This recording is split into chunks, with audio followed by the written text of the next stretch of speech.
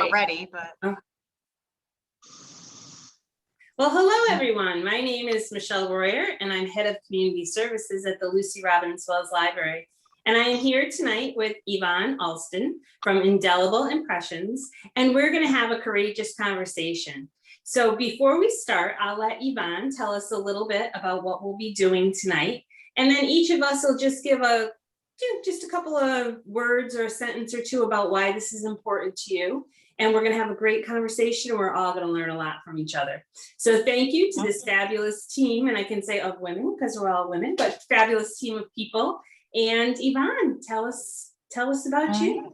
Thank you. So it's so nice to have some current and new friends in tonight's session. For those of you who don't know me, I'm Yvonne Alston. I am the head of Indelible Impressions Consulting. We are a DEI strategy firm based here in Newington. In short, we work with nonprofit, for-profit, and educational institutions to really help to advance important conversations, education, and training to help these organizations understand the importance of culture and its impact on the employee and the human experience. I'm really excited to continue these courageous community conversations, including the one tonight on the topic of moving from bravery to safe space. Basically, when we think about first responders before they rush into a burning building or make some heroic attempt to help others to safety, they have to muster up a critical attribute, and that is bravery. This same logic applies to each one of us. Before we can have challenging conversations on diversity, equity, inclusion, within the workplace, with our families or friends, we really need to have bravery to do so. And it's so much more than just really putting on a brave face. So I'm really excited to get into this. But first, as Michelle mentioned, I would love for everyone to go around and just say a single sentence about why you wanted to participate in this conversation tonight. And we can actually start off with you, Michelle, and just kind of go around the Brady Bunch screen here. Oh, Michelle, you're on mute. I'm really happy to do this. My job is head of community services, and I'm always looking to bring information to people, and I'm always love to connect people to their passion. And I think there's a lot of passion in this room, and I think we can bring this to a lot of other people and feel more comfortable with conversations.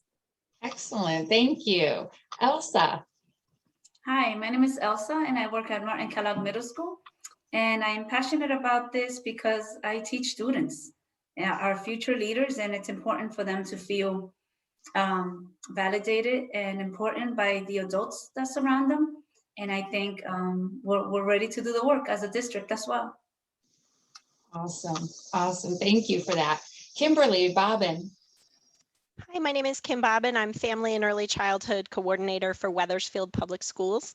I'm here tonight because Michelle asked me, and we go way back, but also because I think that all of this work starts early. And so working with infants, toddlers, preschoolers, and their families, I know that the sooner the better. And that's why I'm here, is to see how we can move this work along, not just in Wethersfield, but in Newington and in the region.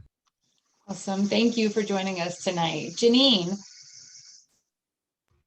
Hi, I'm Janine Barazzi. I work for Rocky Hill Public Schools in the Dream Transitions Academy.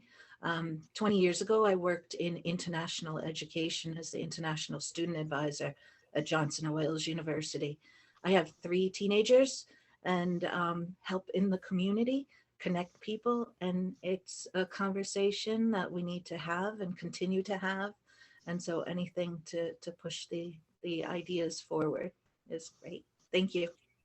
Awesome. Thank you, Janine. Leslie. Hi, everyone. I'm Leslie Civitello. I am the Executive Director of the Newington Chamber of Commerce. I live in Wethersfield. I have a teenager who's just started college. I have a 22-year-old who's in college. And I think this is important because I think that no matter what stage of your life, there's always some sort of predisposed bias or some ideas that you grew up with or some ideas that somebody gave you that you adopted as your own. And they're not always necessarily healthy or true. So that's where I'm coming from tonight.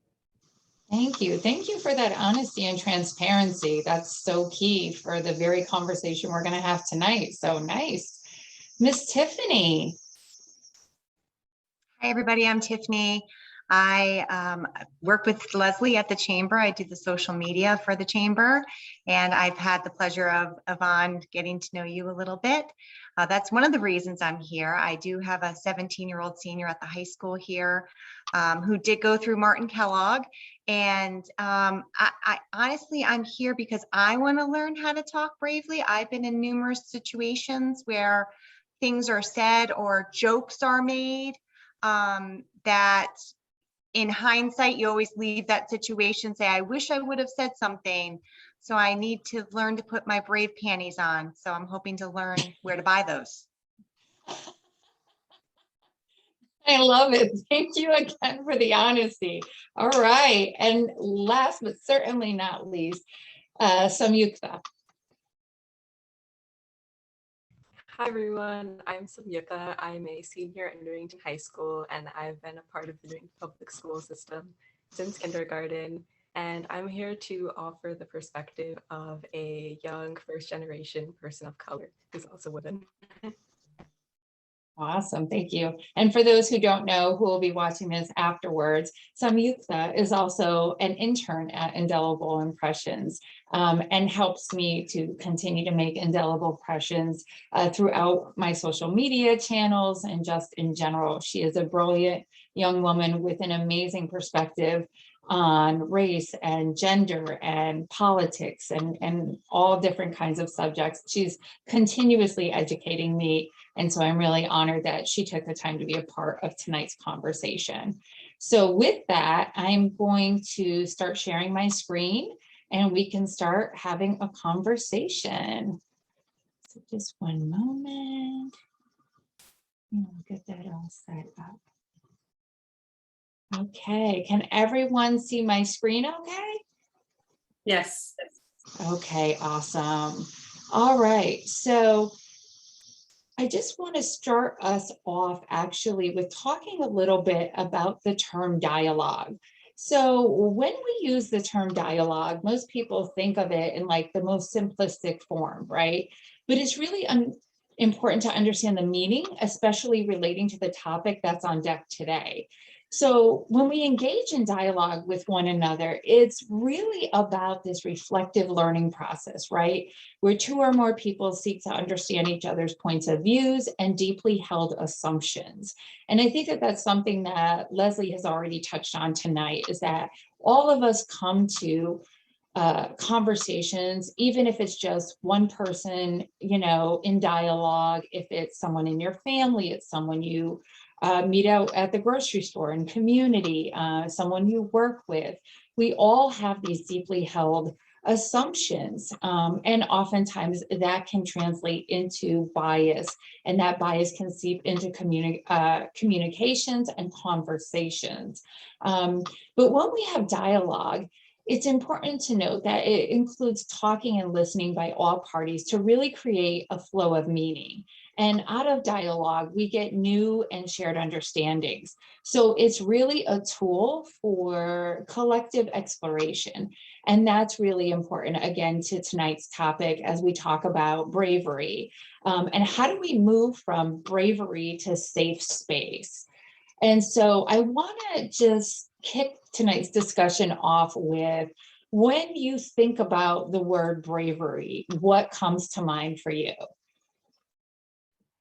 And someone can come off mute and just pop up like popcorn, as they say. A firefighter pops right to mind. Okay, how so?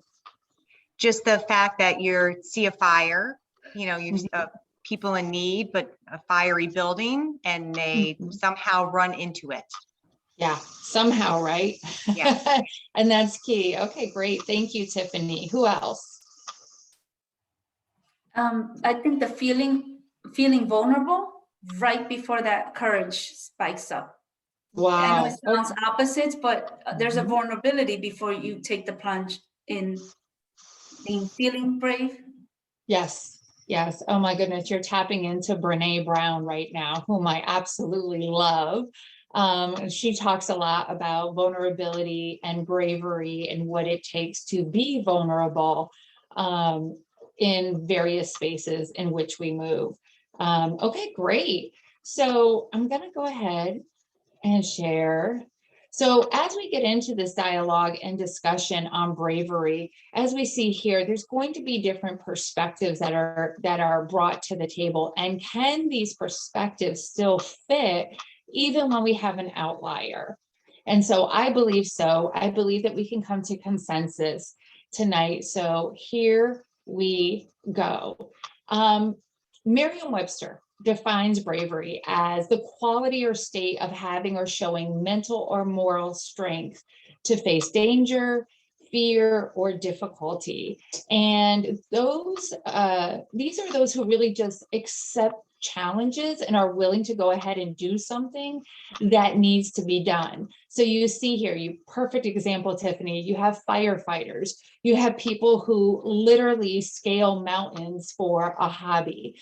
You have someone going into for a job interview and they're among others who don't quite look like them. Or maybe it's just getting up the bravery for the first time to come and do something like this. Have a community conversation about your thoughts and your feelings, or presenting for the first time to colleagues in the workplace. And so when we think about this, and as Tiffany mentioned, in particular for first responders, those are the folks that we know go unequivocally, unabashedly into the face of what many of us would fear. They have to do what we would deem as incredibly brave, going into burning buildings, right, to face imminent danger. Police officers going into situations where there might be gunfire, and there's a potential loss of life to protect and to serve. And then people have these hobbies, as I mentioned, and life passions that require bravery. I myself am no different. I spent 21 years in corporate America and chose to leave a very lucrative, and some might say cushy lifestyle, to really get in line with my purpose and passion in diversity, equity, inclusion, and belonging. And so it takes bravery. It takes bravery to do what I do, to advocate for change for each one of you, to self-reflect on who you are, what you think, what you feel, why you think and feel the way that you do. And so it's when we think about bravery, it is an everyday showing up. Maybe it's bringing forth an idea to your manager, challenging a spouse's decision, maybe a parent's thinking on a topic or a matter, telling your kids they can't do something. Many of us need bravery to really confront pain and what's intimidating in our lives. And when we think about it, when it comes to community, and certainly around tense topics like race, gender, perhaps those with different sexual orientations, certainly when it comes to topics of systems of discrimination, oppression, and equity, talking about those whom have had a harder path than others due to the intersectionality of race, gender, economic conditions, and other factors that really put marginalized folks at odds with economic systems and the abilities to achieve what we deem as the American dream. And we know that it's not easy. It's not easy to challenge how people think or feel within, I should say, our own perspectives and knowledge. And even when we're being super sensitive and gentle in our approach, we still have to muster up that bravery and brace ourselves for other people's different perspectives on things, and really pushing topics that go well beyond our comfort zones so we can better understand issues and others' perspectives. so that we can create positive change in environments like our homes, family gatherings, communities, schools, workplaces, and even in society. And so I think it is important for us to think about what are some of those situations. And this is where I really want to kind of engage you all and talk a little bit about the dynamic of bravery, and even safe space. Do you have a particular family member, a friend, a coworker with whom you'd really like to have certain conversations with on topics as it relates to social justice, for example, but are really reluctant to do so? And why is that? So anybody can come off mute and share, and we're gonna have a discussion.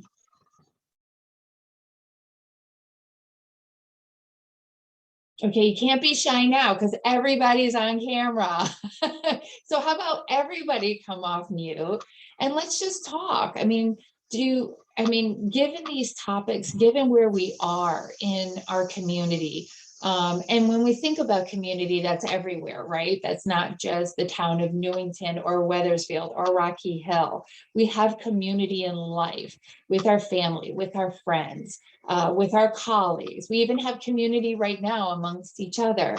And is it possible that you want to have certain conversations on these topics, but you're reluctant to do so, and why? I'll go, and I will say always, every Yeah. minute of every day. And so many times I'll say, my job is to work for the Wethersfield Early Childhood Collaborative. And in collaborating, I've always thought about peacemaking. And so a lot of times I'll forego being honest in the name of peace. And what I'm learning is that that's doing a disservice to everyone in my community. And if I'm not brave enough to disrupt when someone says something that's inappropriate, then I'm doing my community a disservice. But I'm not there yet.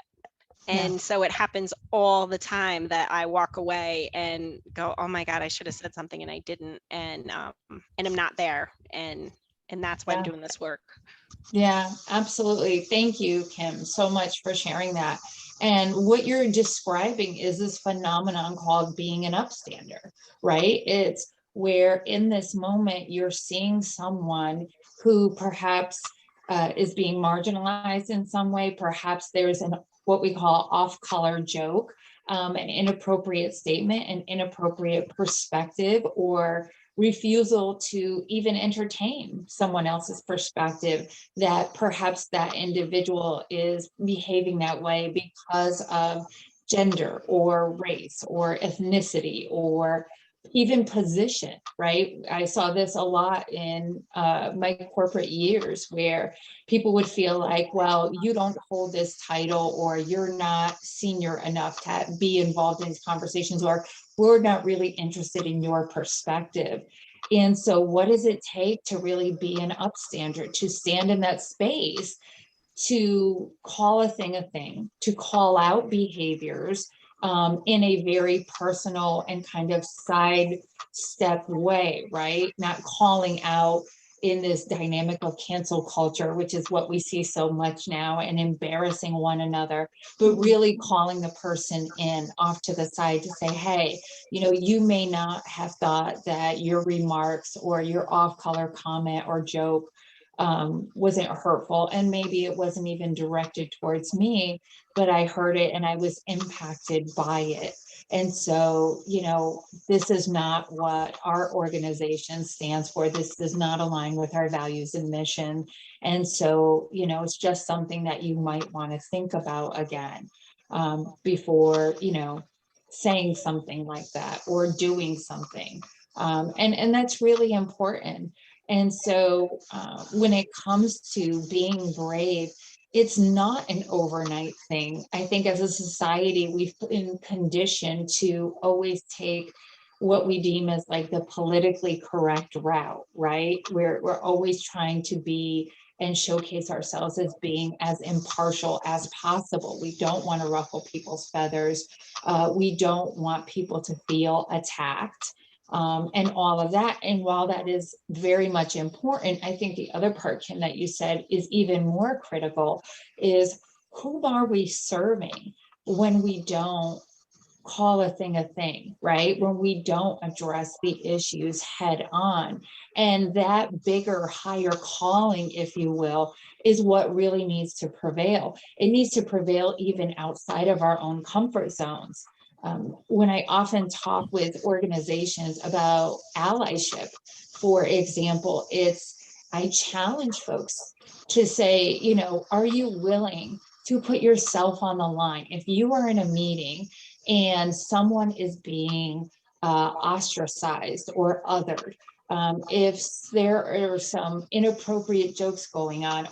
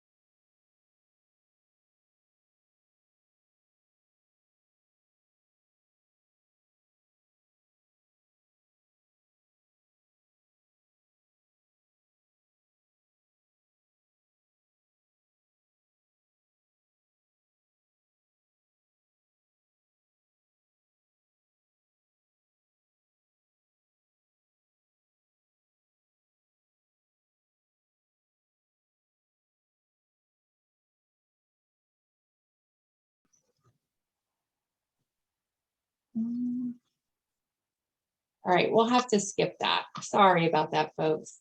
But it basically says that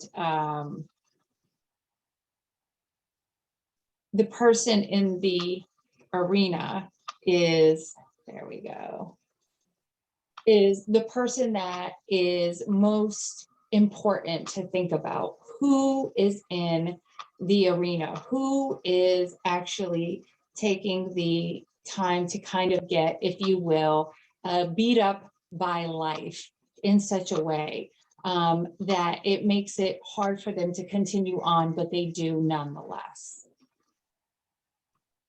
So let me just make that a little bit smaller. Okay.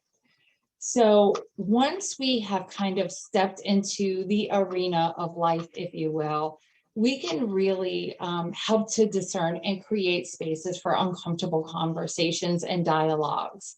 And then once we do that, we can actually create those who, where there are safe havens, right? Where we can be vulnerable, just like Leslie was, and Tiffany sharing her experiences as well, without fear or judgment or error, right? So we can actually begin to grow and learn together in the truest sense of community, to be a part, right, of really being better individually and collectively, and how we do that. So when we think about barriers to engaging in safe spaces, right, especially around the topics of diversity, equity, inclusion, race, sexual orientation, and other related topics, it's often for one of the facets that was brought out earlier in the conversation, and that's our need and desire to be accepted by others, our need and desire to sometimes fit in because we are more uncomfortable with being the outlier, right? As we're trying to be an upstander, or as we're trying to push forward conversations on DEI or other topics that I've mentioned. And so for each one of you, when you think about having a safe space and creating a safe space, I wanted to think about what the goal is for the communication and the dialogue at the time, and how we really should be creating these safe spaces within, whether it's organizations, whether it's with friendships, and other topics. I will tell you that I have one friendship where a girlfriend of mine, I remember when there was a particular political candidate that was up for re-election, and I knew that she very much favored that candidate. And I love this person, but I knew talking about it was going to be really tough. And so I will be honest and say that I staved it off for literally a couple of years. And it wasn't until probably about a year ago where I decided to step up into my braveness and really take hold of it and say, you know, hey, you felt a certain way about this political candidate. You said some things. I didn't feel brave enough and confident enough to hold that conversation with you because I thought that perhaps it was going to negatively impact our relationship. And she said, oh my God, I can't believe, you know, you would think that of me, etc. And I was like, it wasn't so much of thinking of you in particular, but more of, you know, just how society is and how we engage in conversations on certain topics. So it was more of, did I think that you were going to have more of a human reaction than anything else?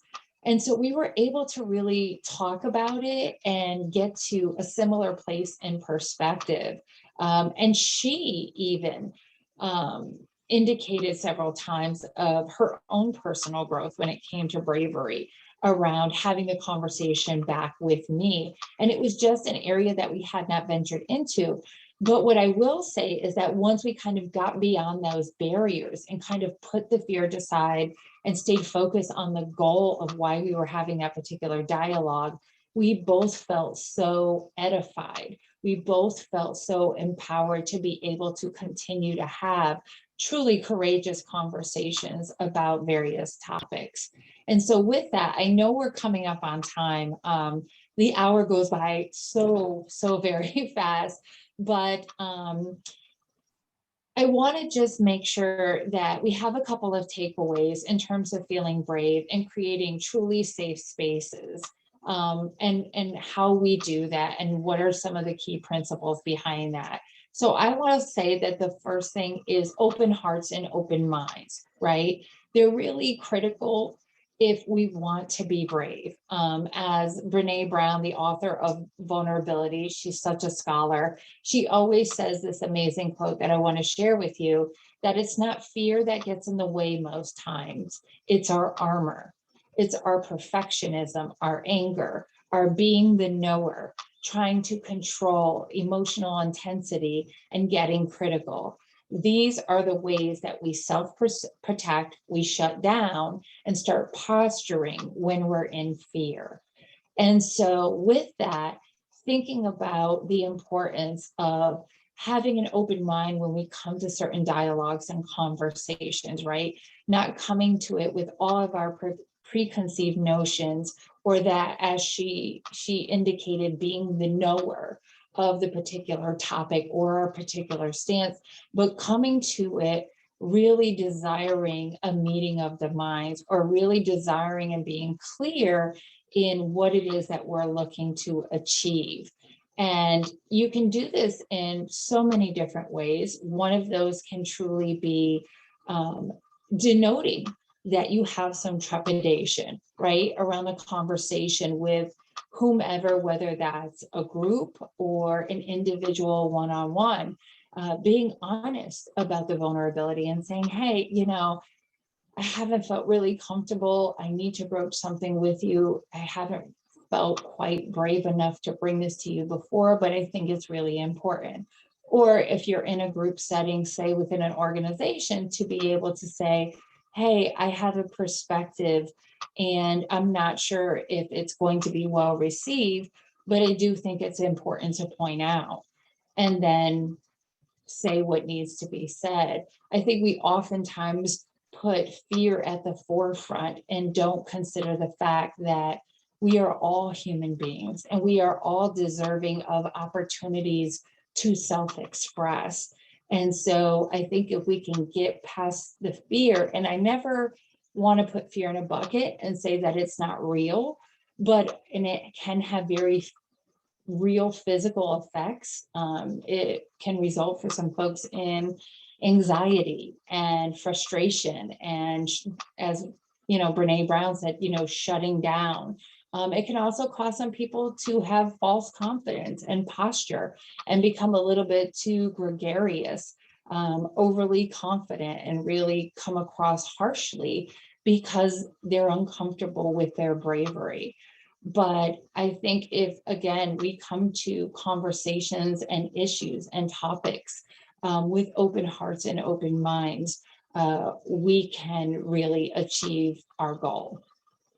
And then when we think about curiosity, and I know this is something that I had talked about in our previous session, that instead of what I call kind of Kevlaring up, right? And Kevlar is some of the protective equipment that police officers and military personnel wear, asking questions, right? Rather than having this armor on, inquiring with folks is really an important way to elicit more from someone on a particular topic and how they think and feel, especially when we don't quite understand or agree with their perspective on something. So positioning it as, I'm really curious about why you might think or feel the way that you do, or tell me more about why you feel XXX. Help me to understand why you chose to go in that direction. Or if it's something that they don't necessarily agree with you on, tell me why this doesn't work for you. Be courageous in your curiosity, and that can sometimes be the easier bridge to the other individual, and being brave in a moment to have certain discussions, to raise certain topics that can create the opportunity to have dialogue about the challenging topic without coming across, combative or attacking in any way. And then I would say, number 3, the giving and the receiving of grace. I think whenever we come to this discussion around diversity, equity, inclusion, differences between individuals, between communities, between race, ethnicities, different socioeconomic statuses, accept that you're going to err and that others will too, right? So thinking about the example that Tiffany gave, people are going to say the wrong thing. No relationship or connection is ever going to be perfect, and choosing to accept the best intentions that sometimes fall short, not holding one another hostage or heaping guilt upon someone who clearly tried but just unfortunately missed the mark. And giving grace and hoping to get it yourself when you misstep. This is what helps us all to really practice having brave dialogues, building transparency and trust with one another. So I just want to, I know we're at time, I just want to give a few moments to see if anyone has any further questions. I'm really bummed that the video didn't play, but I'm going to send it to each one of you so you can listen to it, so that maybe that can be inspiration for you in your moments. I also have another resource that I'll share by email from Brene Brown. It's a wonderful kind of checklist of how to be brave in moments of having certain conversations as you prepare to have certain tough conversations. So do we have any questions, anything we want to further kind of dialogue about tonight? Yes. Yeah, I don't know. I don't think this is off topic because we're talking about kind of face-to-face conversations, and this might be a loaded one, but so I'll give you the example. I have a casual friend on Facebook who just posted when her daughter went back to school. Oh my gosh, can you believe my daughter got this from her art teacher? And it said, how do you want to be, what do you associate yourself with? And it was girl, boy, other, she, he, them, cat, dog. And people in the comments, of course, I got caught up in it, said, oh my gosh, they're trying to turn her gay already. Look at what they're doing. They're trying to make everyone gay. I mean, I'm talking 20 comments. And I sat there thinking, don't comment. And I didn't, but should you just walk away from those things? It's different. It's different when you're face to face with somebody or in the room, or that situation just happened and you can kind of put your brave pants on and say, all right, I'm gonna tackle this. But in social media land, what is your 2 cents? Yeah, I would say social media is not a safe space. It is absolutely not a safe space for anyone, pretty much on any topic at this point. But even on things like that, I think you have to kind of judge how you're going to make impact in the moment, right? So there's nothing wrong with choosing to be an upstander, but also understand that that can fuel a really nasty exchange as well. And so it comes to mind for me is measuring the impact of my words, the impact of my engagement. If I feel like it can yield something positive, then I'll engage. If I don't feel like it can yield something positive on social media, I don't engage. Okay. I just don't know that it is productive. Versus when you're one-on-one or you have a meaningful dialogue and relationship with someone, that's when I would definitely advise, to definitely take the time to dialogue with them, to talk with them, and come with that open mind, open heart, come with that curiosity to understand their perspective.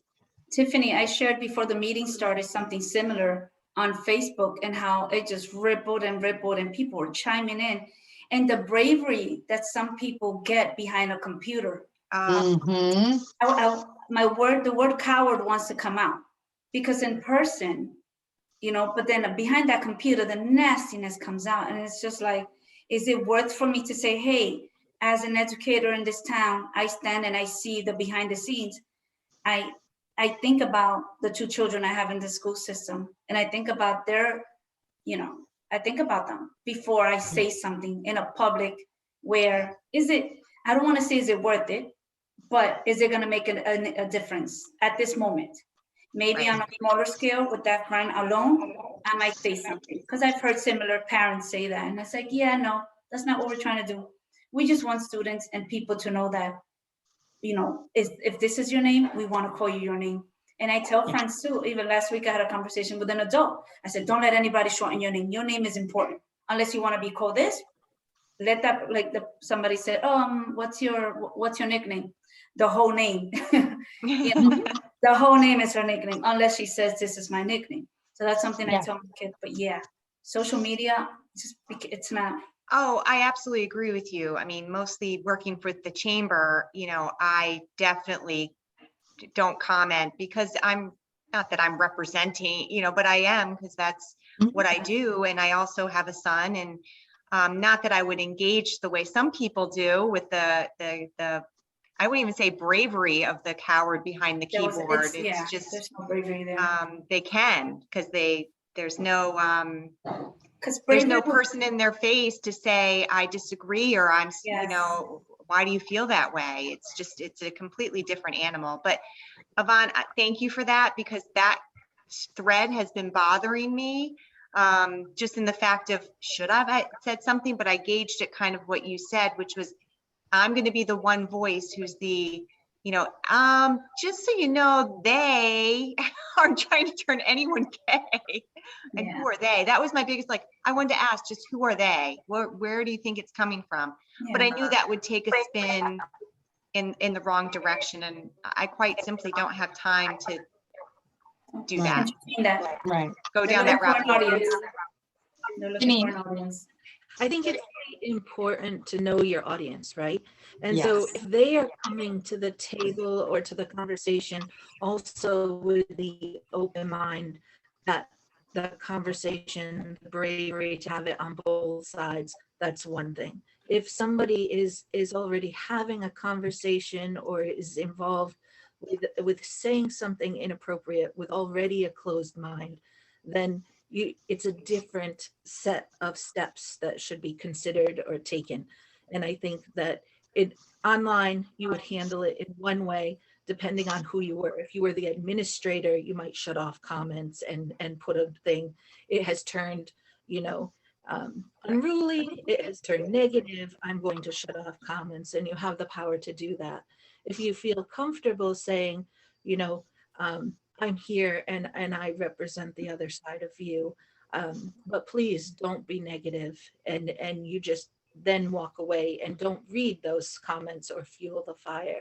But when you're in person, in a workplace or with family members, you have to know your relationship credit that you've already built up, right? And relationship equity, absolutely.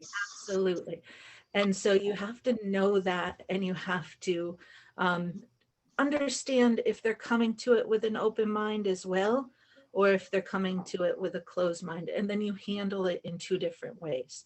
I have the habit of handling it when somebody has a closed mind, of saying, I hear you and what you're saying. I don't agree with what you're saying, and this is why. But I still care about you as a person, depending on who it is, or respect you as an individual who may have a higher rank than I do, but I come from it at a different perspective, and this is why I feel strongly about it. And then I'll tackle the tough subject, and then we move on to that grace period where you say, I still value you as a colleague, as a family member, as a friend, even though we have difference of opinions. And it's allowed people who do have difference of opinions to come back and tackle another hard conversation without feeling that they will be harshly judged, or they may have had a run-in with somebody else who has hurt their feelings. And even though they know that I don't agree with what they may say or think about certain subjects, they know that I'll listen. And then, we'll have the discussion back and forth. And if it's someone who gets angry, who will not consider any alternatives, then walking away preserves your safe space and your emotional safe space. And that's really important. And online like that, Tiffany, your emotional space was not going to be safe at all.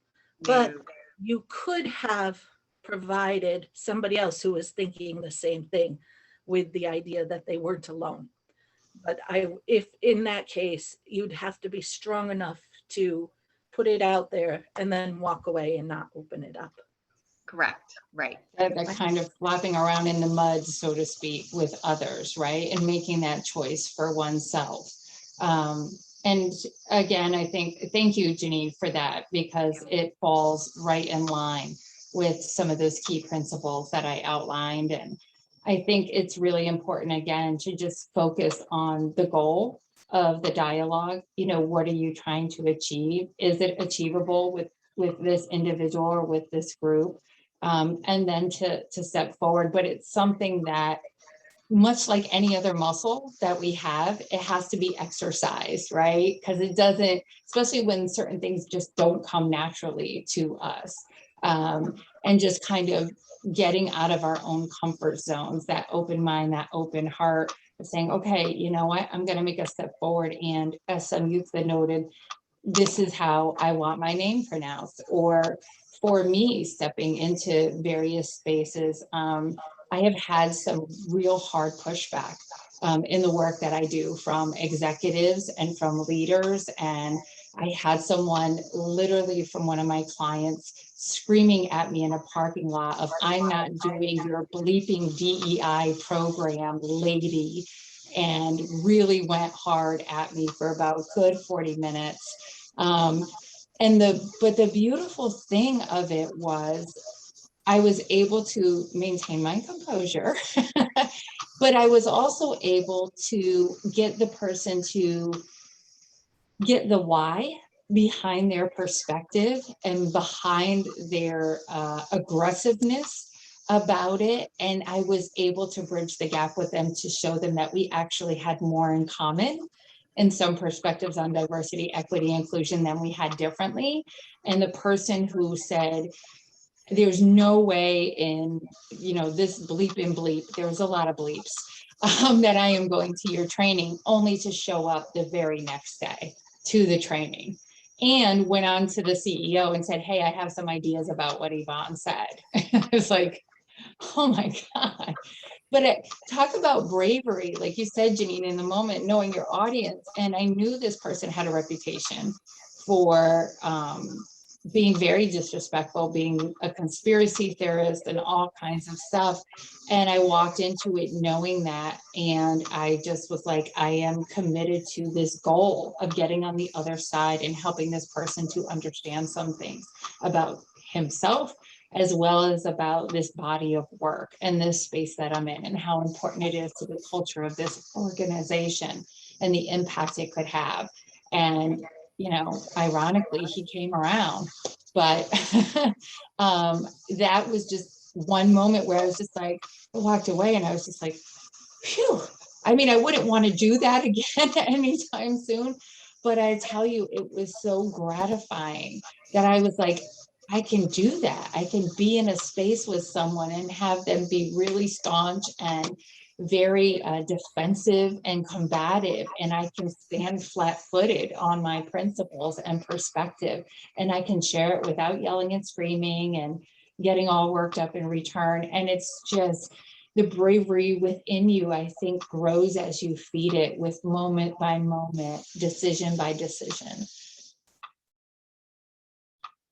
So, I think Michelle, I think in having these conversations, we don't know what the outcome is going to be at the end of the night, but everybody just willing to come out and, share a little bit or listen and know, like you said, you all come from a similar space, or the people that you're talking to that may be interested in learning more about this, they're going to watch something more like this in the beginning till they get into their, what is this? Who is this really going to offend? How am I going to help? I think just something like this is huge, that everybody was willing to come out and smile on camera, and here we are, and we all have a lot to say. Yes, I Janine. know you're wrapping things up, but I'd like to also take this opportunity to say, if you have a public physical space, a public classroom, a public office, somewhere where people go, it's important to understand the things you have around your office or your classroom and put things out that will represent students. Even if you're minimalist, find a small sticker or a small picture or a statue where somebody who may have feelings of a different way would comment and notice and feel more safe. And that is really important. And Yeah. then their eyes may glance at it and take it in and realize that you are there as someone they can talk to from the things that surround you. Yeah. And I think that a lot of people who are in a position of power don't realize how much their surroundings say to other people, whether Did we lose her? Uh-oh. Oh, okay. Well, I think Janine's absolutely right. For those of you who are educators, it's very important to make sure that you are that brave, safe space for other individuals and letting them know, I'm here and I see you. Same thing with colleagues. I've done it myself many times of reaching out to colleagues to say, hey, you look a little heavy in spirit today, what's going on? And I've talked to different people as they're embarking and presenting to leadership and things like that and saying, I'm so nervous, I'm so scared, I feel like I'm going to botch it. And just getting them into this space of remembering who they are, remembering the skills, remembering what got them there, drawing on those things that they know, and the difference between, as I've often taught my own daughter, between fact and fiction. And we used to jokingly have this acronym that we had up for fear, which is false evidence appearing real. And so, just kind of talking that through with her and helping her to understand, like, majority of the time when you think there's going to be a horrible outcome, most often it is not at all what you think. So don't be afraid to go into spaces and to use your voice. And to share your perspective, even if you might be that outlier, even if it means you have to be an upstander in a moment and challenge the status quo. So I know we're at time, Michelle. Thank you so much. Like I said, I'm going to email out those resources to you all because I think that they can only help to improve us and make us braver. We need that now more than ever in society, in the workplace, in our families. Holiday dinners are coming up, all of that, to be able to stand on our principles and our beliefs and to be a bit more fearless in how we go about dialoguing. So thank you, everyone. I appreciate it. Until the next Courageous Community Conversation for Newington. I hope to see you all again, and I'm going to stop the recording.